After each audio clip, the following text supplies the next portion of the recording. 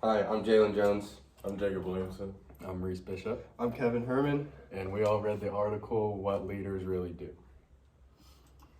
All right, so an overview of the article, it was about management and leaders that are different, but they are codependent with each other. Management is about coping with complexity, and leadership is about coping with change. Alright, so some of the main themes of the article are what resonated with us. It said that most U.S. corporations are over-managed and under-led. That can be a problem because that can create a toxic work culture because you always have somebody looking over your shoulder. You don't have any inspiration. And then major changes in business are more needed today to survive and compete. A lot of the article is about change. See, there's a saying that says the only thing that stays the same is everything changes, and that's in life and in business. And leaders and managers need to take that into considerations. Another main theme is managers effectively manage by planning, then organizing, and problem solving. And leaders effectively lead by looking into the future and setting a direction or a path for not just themselves, but for also their people.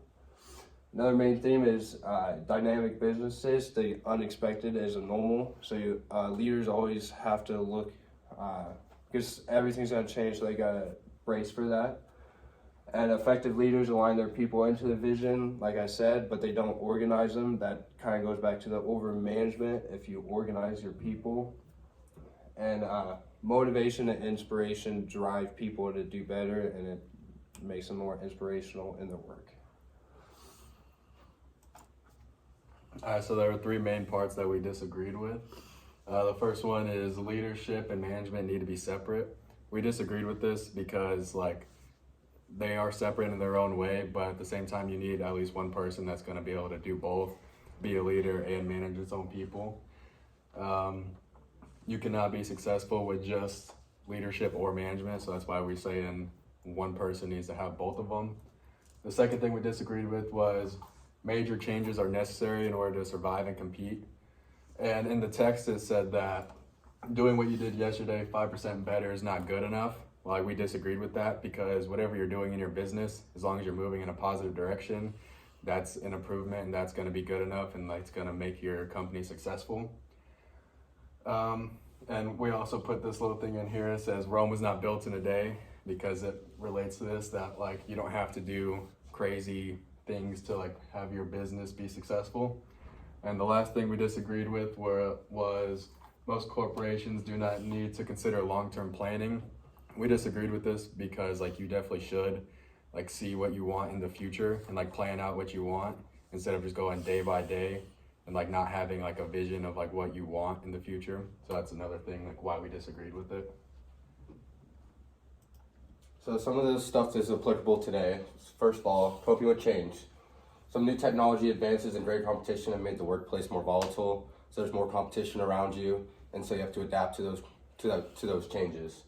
Some of the world events such as COVID-19 have influenced leadership. So some leaders that weren't there before COVID-19 have emerged because they needed to, because there's been so much change within the world and within the workplace. And then lastly, more change always demands more leadership. As I said before, once more change happens in the business, leadership is a rise to the top, and the workplace becomes better because of that. And then the next thing is motivating by leading, not managing. Motivation and inspiration energize people by satisfying basic human needs for achievement. So people feel better, your employees feel like they belong in the workplace. And then articulating the organization's vision. So the vision of the organization should be clear, and you should be able to tell them, and they should be able to trust you so they know what they're doing on their work. And then providing feedback and coaching on that vision so that they trust you and understand the vision along with your values and the company's values. And then lastly, recognizing and rewarding success. Doing this will help them feel like they belong and understand that the vision is clear and going in the right direction. All right, and final thoughts. Managers promote stability and leaders press for change. Bad management threatens the survival of a company. So with bad management, like we said earlier, you need a leader that can do both at the same time. Without that, the survival of a company is threatened severely, and with more change comes more leadership. Good leaders motivate others. So like we said earlier, instead of putting down others, you motivate them to do the best work that they're able to do, which helps the company's success. And lastly, management and leadership balance each other out. And that is our presentation. Thank you for listening.